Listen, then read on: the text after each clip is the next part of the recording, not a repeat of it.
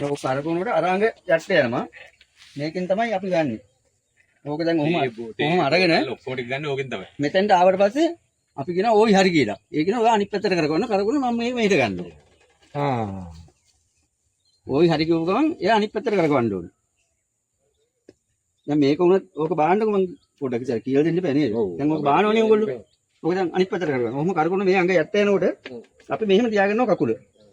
ඒකට අරක පැටලෙන්නේ නැහැ. දෙක. ඔව්. නැත්නම් දෙක පැටලෙනවා. මොකද දෙක පැටලෙනවා ඔය. ඔව් හරි හරි. ඔය දෙන්න පැටලෙනවා. මේ පැටලුම අරගෙන තමයි ඔය පැටලෙනවනේ. ඒකට තමයි මේ කකුල මෙහෙම තියාගන්නේ. ඒකට සේසර එහෙම ගන්නෙත් මොකුත් නැහැ. සේසර දෙමුත් බෑ වාල්ලි කරගන්න.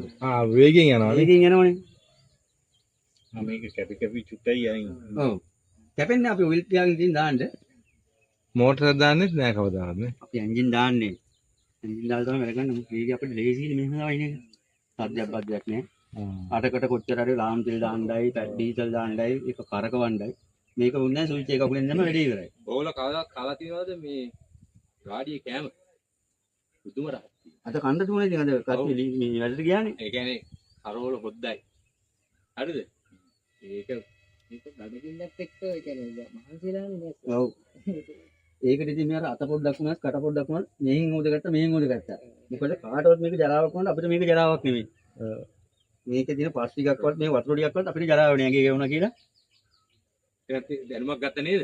සත්‍ය ගමුණාට යන්න තියනවද?